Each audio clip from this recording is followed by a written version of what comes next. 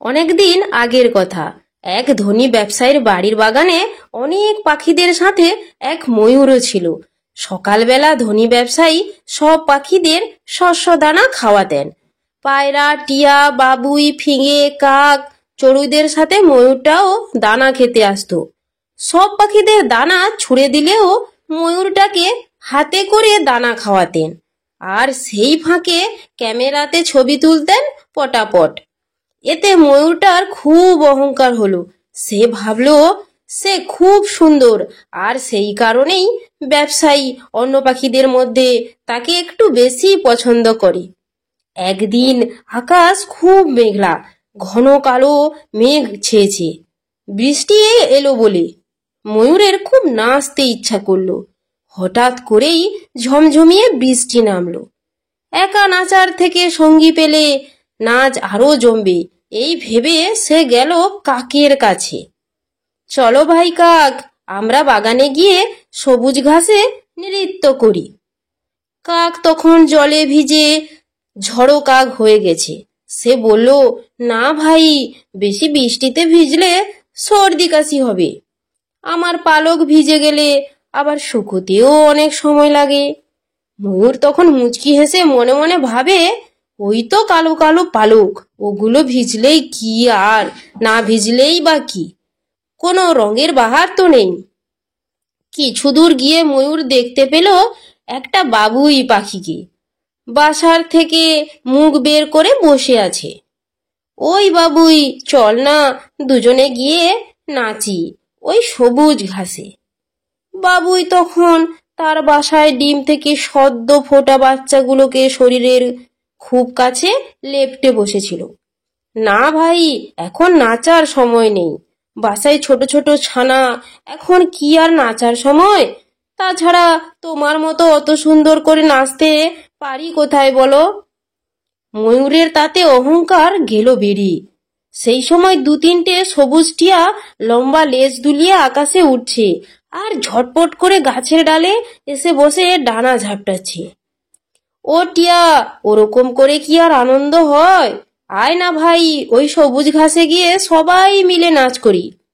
না ভাই, অনেক জলে ভিজেছি, এখন তো আমি খুব ক্লান্ত, তাই একটু রেস্ট নিচ্ছি।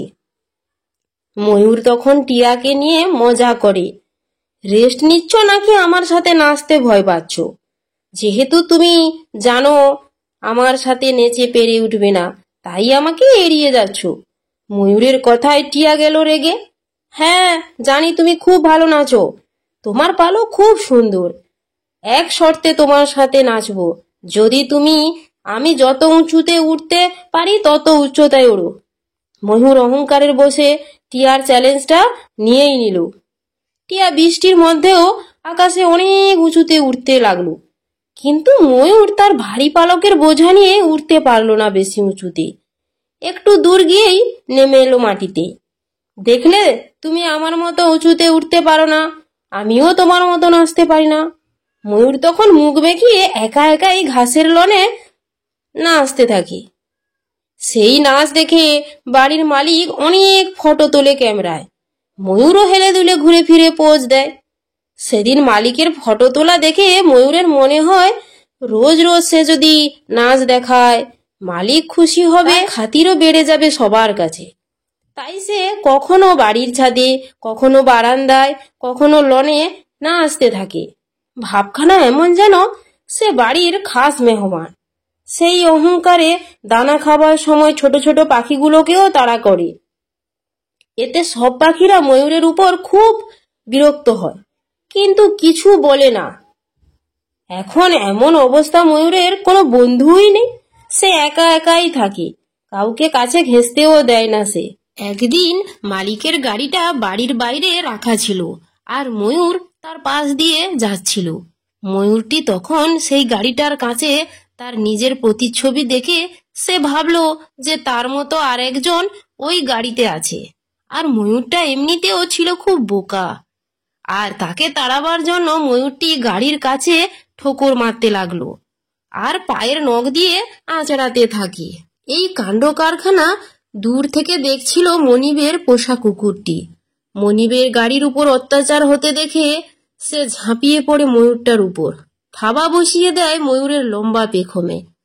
বেশ কয়েকটা পেখম খুলে যায় লেজ থেকে। প্রাণ ভয়ে চিৎকার করে ওঠে ময়ূর। তার আর্ত চিৎকারে ছুটে আসে কাক। সে তখন গাছের ডালে বসে মনের আনন্দে মাংসের হাড় খাচ্ছিল। সে মাংসের হাড়টা ছুঁড়ে দেয় কুকুরটার দিকে। কুকুরটা মাংসের লোভে ময়ূরটাকে ছেড়ে দেয়। ময়ূরটা প্রাণ ফিরে পেয়ে খুব লজ্জিত বোধ করে। সে কাককে তার কালো রঙের জন্য সে হেয় করত। আজ সেই তার প্রাণ বাঁচিয়েছে। আজ সে নিজের ভুল বুঝতে পারে। বাবুইয়ের মতো সে বাসা বানাতে পারে না, টিয়ার মতো সে উঠতে পারে না, কাকের মতো সে উপকার করতেও পারে না। যে রূপের জন্য তার এত অহংকার, সেই জন্য আজ সে মরতে বসেছিল। এমনকি সবার বন্ধুত্বকেও সে অস্বীকার করেছে। সে আজ নিজের কৃতকর্মের জন্য খুবই অনুতপ্ত। তো বন্ধুরা, বুঝতে পেরেছো তো? তোমরা অবশ্যই ভিডিওটা লাইক এবং সাবস্ক্রাইব করে দেবে এরকম আরো নতুন নতুন গল্পের ভিডিও পেতে।